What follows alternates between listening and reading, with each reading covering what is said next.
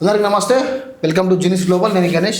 మీకు ఒక విజువల్స్ చూపెడతాను. నేను ఫస్ట్ దీన్ని చూడండి, చూసిన తర్వాత దీని గురించి నేను క్లియర్గా ఎక్స్ప్లెయిన్ చేస్తాను. రైట్, ఇది ఎక్కడ జరిగింది అంటే ఇది నిన్న జరిగిన కథ. ఇది ఒక మిత్రుడు మనకు అక్రమంగా మట్టి తరలిస్తున్నారన్న అని చెప్పి మనకు ఇన్ఫర్మేషన్ ఇవ్వడం వల్ల అక్కడ పోయడం జరిగింది. ఇది నైటు కరెక్ట్గా 8:30 టైంలో. అసలు ఇది ఎక్కడ జరిగింది అంటే కాన్సెప్ట్ చూసుకుంటే మనకు కరెక్ట్గా జయశంకర్ భూపాలపల్లి జిల్లా కాటార మండలంలో జరిగింది. కాటార మండలం అంటే ఆ మండలంలో పక్కపొంటి ఉన్న ఇబ్రాహీంపల్లి అనే గ్రామంలో అక్రమంగా కొంతమంది వ్యక్తులు వితౌట్ పర్మిషన్ తోటి మట్టి సరఫరా చేస్తున్నారట. దాని మీద మన మిత్రుడు ఫోన్ చేసి అసలు ఏంటి దాని మీద రిక్కి ఏం జరుగుతుంది చూసే ప్రయత్నం చేస్తాను, మీ సహాయ సహకారాలు కావాలని చెప్తే నిన్న పోయినాం. పోతే చూడండి ఇక్కడ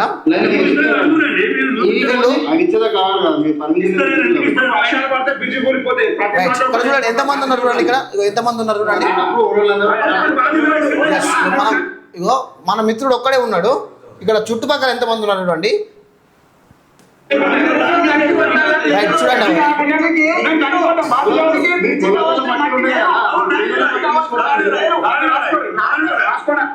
వీళ్ళు చేసేదే ఇల్లీగల్ పని. అక్కడ ఏంటి అంటే అక్కడ చెరువులో తవ్వాలి అంటే ఇరిగేషన్ డిపార్ట్మెంట్ అయినా, రెవెన్యూ డిపార్ట్మెంట్ అయినా, అదేవిధంగా ఇతర డిపార్ట్మెంట్లు దానికి సంబంధించిన డిపార్ట్మెంట్లలో వాళ్ళు పర్మిషన్ తీసుకొని తవ్వకాలు నడిపించాలి. కానీ వీళ్ళు ఏం చేస్తున్నారు, అక్రమంగా నైట్కు నైటే కమ్సెకం ఈ వారం 10 రోజులలో వీళ్ళు చేసిన దందా ఎంత అంటే కమ్సెకం 10 కోట్ల రూపాయల నష్టం. అది 10 కోట్ల రూపాయలు అప్పనంగా మట్టి అమ్మి సంపాదించారు వీళ్ళు.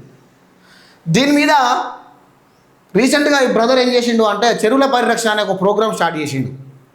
సో వీళ్ళు ఏం చేస్తూ ఉన్నారు, వితౌట్ పర్మిషన్ తోటి చెరువులను అప్పనంగా మట్టి తవ్వి బడాబాబులకు అడ్డగాడుతున్నారు, ప్రజాధనాన్ని వృధా చేస్తూ ఉన్నారు, చెరువులను ధ్వంసం చేస్తూ ఉన్నారు అని చెప్పి దీని మీద ప్రోగ్రామ్ స్టార్ట్ చేసిండు. అయితే నైట్ జరిగిన సంఘటన అంటే ఒక పెద్ద మనిషి, అందులో చాలా పెద్ద మనిషి, ఆయన పేరు ప్రస్తావించదలుచుకోలేపు నేను. ఒక పెద్ద మనిషి అందులో మొత్తం పెత్తందారుడుగా వ్యవహరిస్తూ ఉన్నాడు. ఎట్లా అంటే ఇక మొత్తం నాదే అనే విధంగా.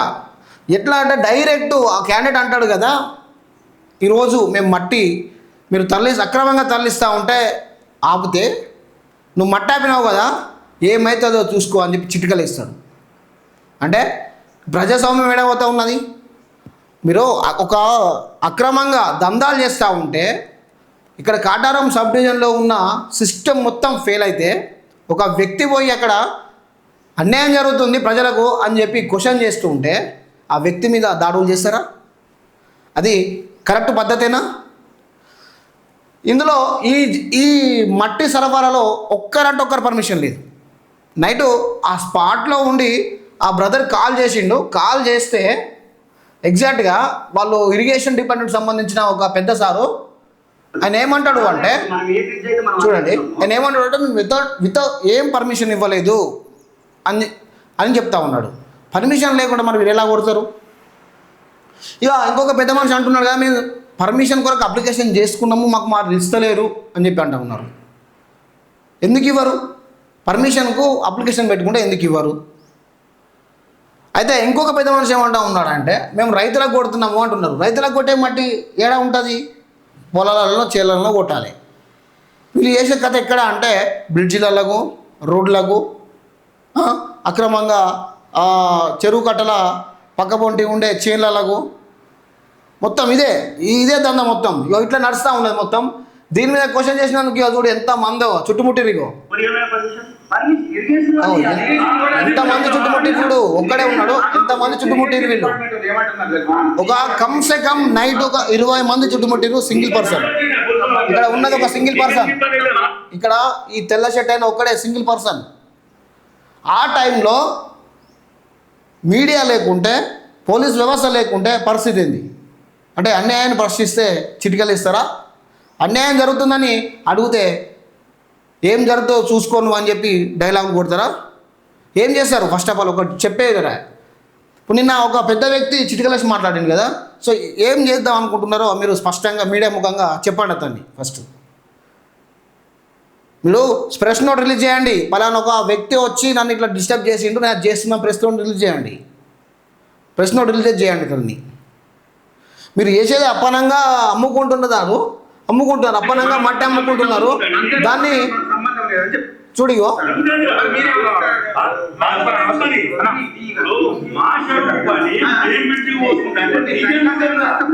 రైట్, వీళ్ళ చెరువు కాట వీళ్ళ బ్రిడ్జికి పోసుకుంటే మీకేం పని అంటున్నాడు.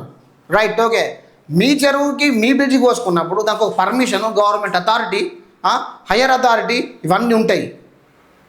అవన్నీ ఉంటాయి కదా. అవన్నీ ఉన్నప్పుడు పర్మిషన్ తీసుకొనే నువ్వు కొట్టుకోవాలి. నీ బ్రిడ్జ్ అయినా, నా బ్రిడ్జ్ అయినా, గవర్నమెంట్ బ్రిడ్జ్ అయినా, ఎవరి బ్రిడ్జ్ అయినా దానికి ఒక క్వాలిటీ చెక్ ఉంటుంది. బ్రిడ్జికి ఏ మట్టి వాడాలి, ఎలాంటి మట్టి వాడాలి, ఏ చెరువులో వాడాలి, దాని క్వాలిటీ చెక్ ఉంటుంది. ఇష్టం ఉన్నట్టు మట్టి వాడితే ఇది బ్రిడ్జికి పనిచేస్తుందా? గింత అప్పనంగా గిట్లు ఉండదు కథ. ఈ కాటారం సబ్ డివిజన్లో ఇప్పటి నుంచి కాదు, గత 2 నెలల నుంచి మాట్లాడుతున్నారు. నిజంగా అక్కడ పోయిన జర్నలిస్టుల మీద కూడా దురుసుగా మాట్లాడుతూ ఉన్నారు. ఎలాగంటే మీడియాను పట్టుకొచ్చి మీరు డబ్బులు వసూలు చేస్తున్నారా అని చెప్పి వాళ్ళు మాటలు మాట్లాడుతూ ఉన్నారు. ఎస్, నేను ఒకటే అడుగుతూ ఉన్నా, నిన్న అక్కడ పోయిన జర్నలిస్టులు ఎవరైతే ఉన్నారో ఎక్కడ డబ్బులు వసూలు చేయంగా మీరు చూసారు, దాన్ని నిరూపించాలి. ఫస్ట్ ఆఫ్ ఆల్ మీరు అక్కడ హోల్ జర్నలిస్టులు మొత్తాన్ని అక్కడ కించపరుస్తూ ఉన్నారు. అసలు అక్కడ విషయం ఏంది అంటే అక్కడ ప్రొటెక్షన్ లేకపోతే, లేకపోతే నైట్ పరిస్థితి ఏంది, దాన్ని ఈ డిపార్ట్మెంట్ ప్రతి ఒక్కరు దీన్ని చూసుకోవాలి. ఇంకొకటి ఏంటంటే ఈరోజు అతను మాట్లాడిన దానికి ఈరోజు కంపల్సరిగా ఎస్పీ లెవెల్లో, కమిషనర్ లెవెల్లో, డీజీపీ లెవెల్లో ఆ మాట్లాడిన వ్యక్తి ఎవరైతే ఉన్నారో వాళ్ళ మీద మేము ఈరోజు కంపల్సరిగా అతనికి థ్రెడ్ ఉంది. ఫస్ట్ ఆఫ్ ఆల్ అతనికి థ్రెడ్ సృష్టించారు కాబట్టి కంపల్సరిగా మేము ఈ 3 లెవెల్లో మేము అతనిపైన కంప్లైంట్ చేయబోతా ఉన్నాం. 100% కంప్లైంట్ చేస్తాం. ఇక 1,000 కోట్ల రూపాయలు ఇక్కడ ధనాన్ని మొత్తం దంచుకుంటా ఉన్నారు. ఈ సిస్టమ్ మొత్తం ఏడబోతుందో కూడా తెలుస్తలేదు. నేను అక్కడ పెద్ద మనిషికి కూడా ఫోన్ చేసిన, లోకల్లో ఉండే అక్కడ ఒక అధికారికి ఫోన్ చేసిన, అధికారి కూడా ఫోన్ లిఫ్ట్ చేస్తలేడు. అంటే చూడండి, ఫోన్ లిఫ్ట్ చేయకుండా ఉన్నాడు అంటే కారణం ఏంటి? ఇంటి పక్క పోంటి చెరువులోనే మట్టి తవ్వుతూ ఉన్నారంటే కారణం ఏంటి? ఎందుకు చూస్తూ ఉంటున్నాడు అంటే ఏదో జరుగుతూ ఉన్నది. ఇదంతా మొత్తం ఈ అధికారులు వీళ్ళందరూ మొత్తం కుమ్మక్కైనట్టున్నది.